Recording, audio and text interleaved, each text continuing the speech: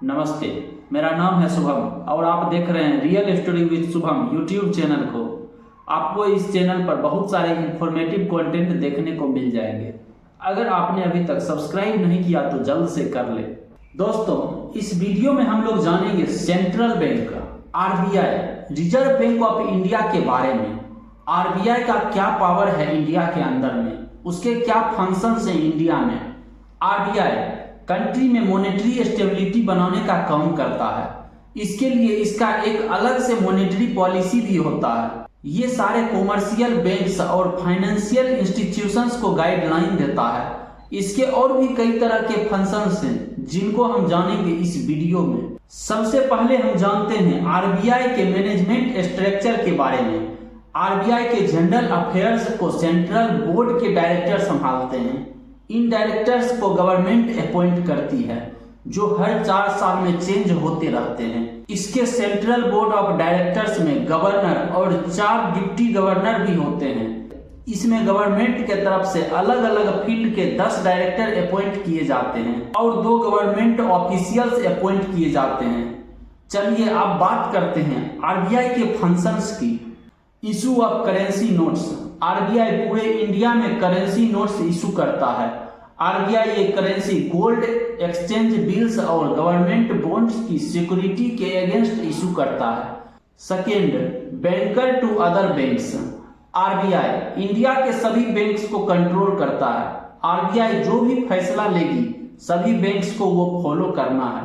हर bank को RBI के पास कुछ रिजर्व रखना नेसेसरी होता है और आरबीआई दूसरे बैंक को भी लोन प्रोवाइड करवाता है। Next, banker agent and financial adviser of the government.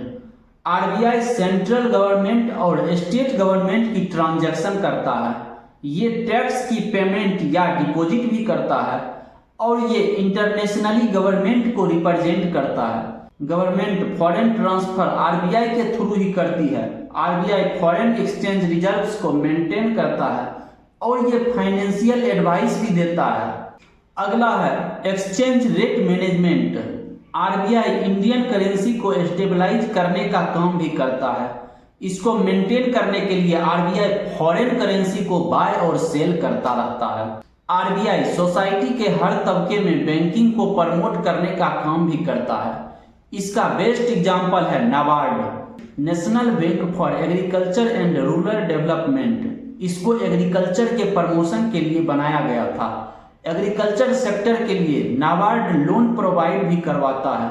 RBI inflation interest rate saving का डेटा कलेक्ट करता है और इसकी वीकली और एनुअली रिपोर्ट भी पब्लिश करता है।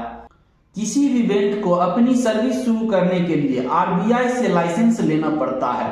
एक बैंक को और दूसरे जगह ब्रांच खोलने के लिए भी लाइसेंस लेनी पड़ती है। आरबीआई के पास किसी भी बैंक की इंस्पेक्शन लेने की पूरी तरह से पावर होती है। ये टाइम टू टाइम चेक करता रहता है बैंक्स और फाइनेंशियल इंस्टीट्यूशंस अपने ऑपरेशन को प्रॉपर तरीके से मैनेज कर रहा है या नहीं। जब भी कोई बैंक डूबता है तो उसमें रखा पब्लिक का पैसा भी रिस्क में आ जाता है। लेकिन अगर कोई बैंक डूब जाता है तो स्मॉल डिपॉजिटर्स की प्रोटेक्शन करना आरबीआई की रिस्पॉन्सिबिलिटी होती है। इसके लिए RBI deposit insurance scheme implement करता है।